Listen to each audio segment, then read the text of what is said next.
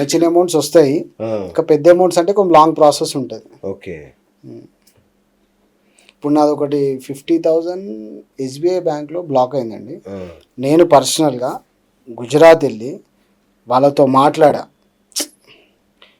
అక్కడికి వెళ్ళి నేను మాట్లాడా 50,000 కోసం. అంటే సింగిల్ పెన్ ఈజ్ ఇంపార్టెంట్. పోయి రావడానికి నాకు ఒక 10,000 అయింది. ఫ్లైట్ టికెట్స్ ఒక 10-15,000 నాకు ఖర్చు అయింది. కాకపోతే నాకు స్టాఫ్ అంటే నాకు ఏమైందంటే ఒక 2 years back first time block అయింది అనమాట. ఇంత అవేర్నెస్ లేదు, సైబర్ క్రైమ్ లో బ్లాక్ అవుతుంది, సైబర్ వాళ్ళు బ్లాక్ చేస్తారు అనేది ఫస్ట్ టైం నాకు అది.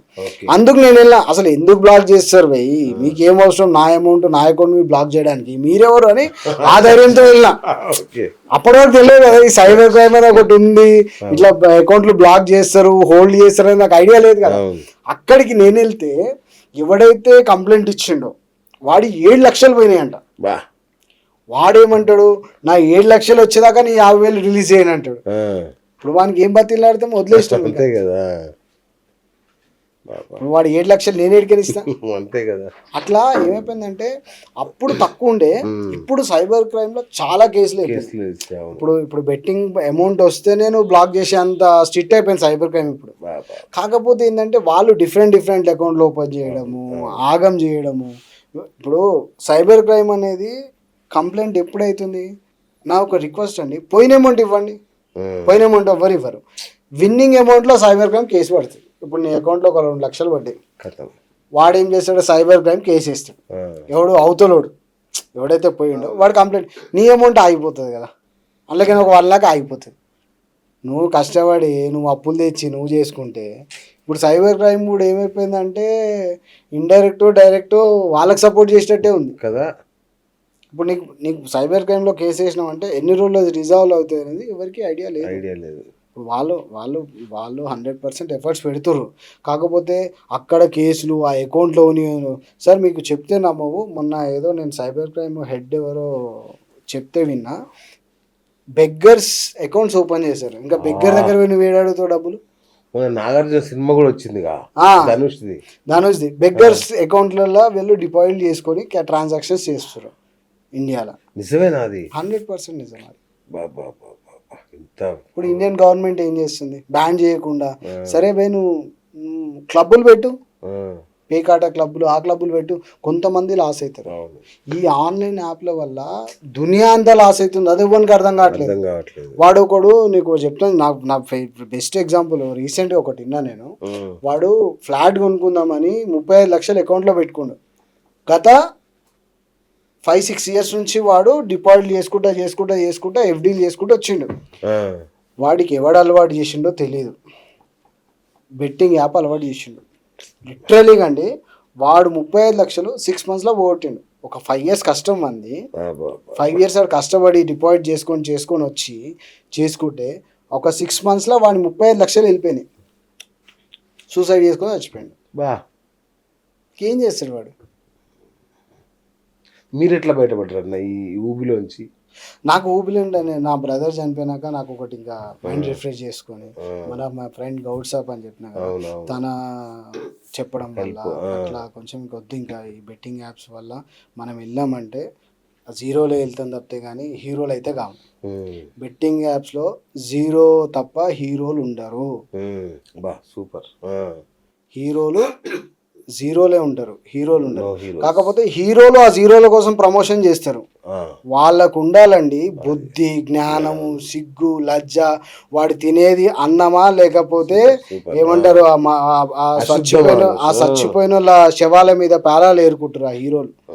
ఎవడండి ఎవడు చెప్పిండు ప్రమోట్ చేయమని?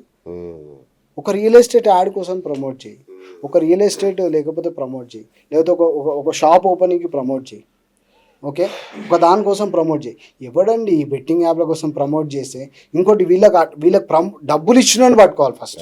అది ఇప్పుడు వీళ్ళు గవర్నమెంట్ ఉంది కదా, మొన్న కేసులు వేసి ఒక 6 months back 1 year back they are all strictly government, Telangana government చాలా హార్డ్ వర్క్ చేసింది. వీళ్ళు మళ్ళీ తర్వాత అదే ఇన్స్టాలో యాడ్స్ వస్తున్నాయి, అదే చేస్తారు. అవును, తెలంగాణలో బ్యాన్ అంటున్నారు, ఎట్లా ఓపెన్ అవుతున్నాయి? ఇక్కడ ఓపెన్ కాకూడదు కదా. అవి ఇండియన్ యాప్స్ కదా.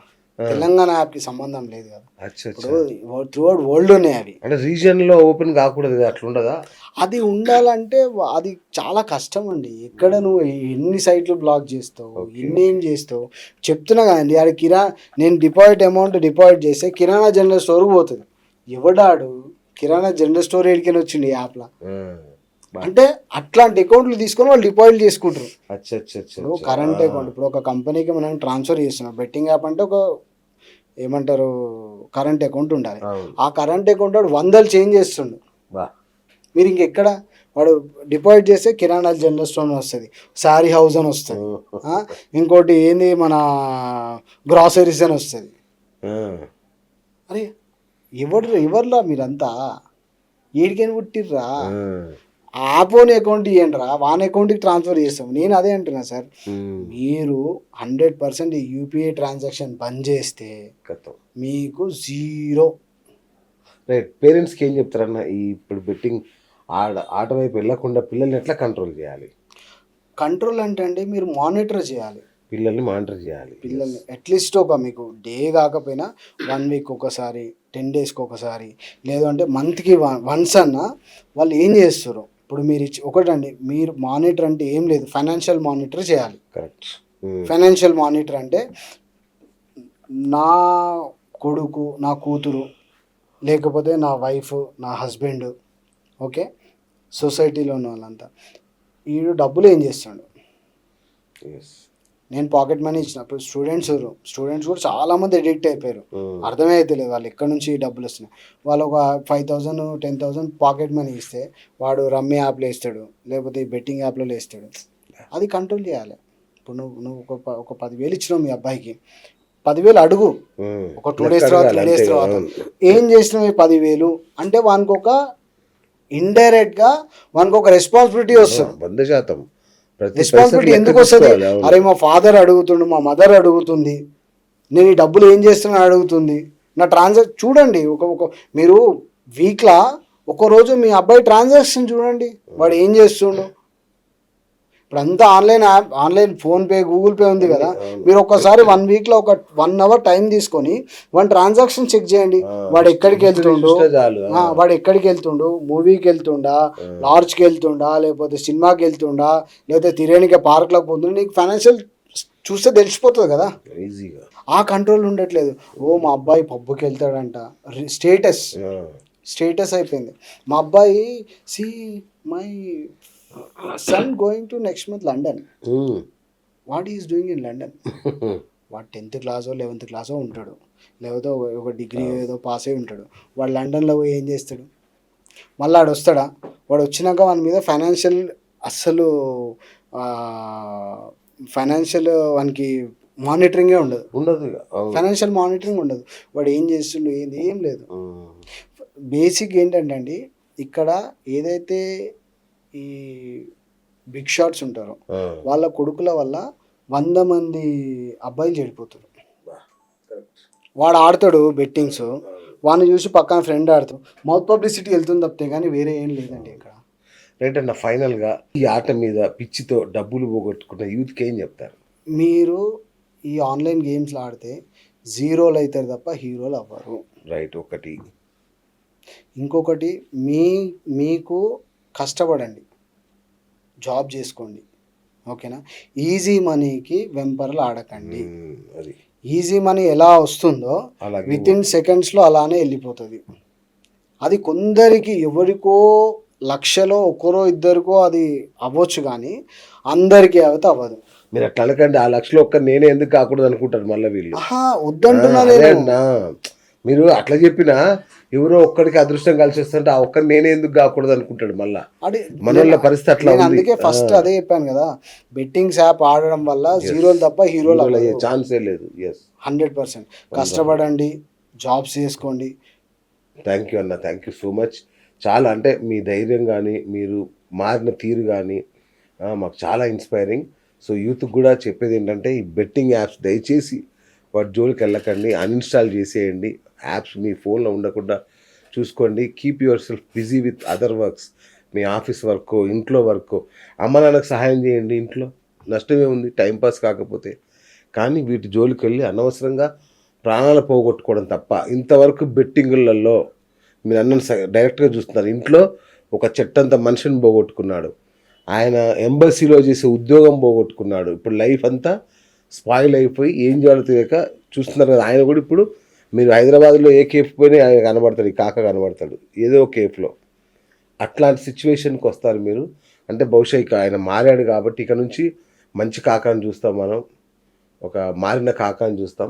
బట్ బెట్టింగ్ అనేది మాత్రం లైఫ్ని స్పాయిల్ చేయడం తప్ప దానివల్ల బాగుపడిన ఒక్క సక్సెస్ స్టోరీ కూడా ఉండదు. ఒకవేళ ఒక సక్సెస్ స్టోరీ ఉందని ఎవరైనా చెప్తే అది సగం అబద్ధమై ఉంటుంది 100% కదా. లేదా రెండోది దాని వెనుక ఎన్నో విషాదాలు ఉంటాయి, ఎన్నో త్యాగాలు విషాదాలు, ఎవరో ఒకటి మరణాలు, ఇలాంటి దారుణాలు జరుగుతాయి తప్ప ఆ మనీ ఈజీ మనీ అనేది చాలా నీచమైన మనీ. దయచేసి దాని జోలికి వెళ్ళకండి. అంతే కదా కాక? అంతే 100%. Thank you so much. Thank you అన్న. Thank you. సో చూసారు కదా, బెట్టింగ్స్ దయచేసి బెట్టింగ్ జోలికి వెళ్ళకండి. ఇది ఇవాళ బిఎస్ టాక్ షో. నేను మీ బిఎస్ సైనింగ్ ఆఫ్.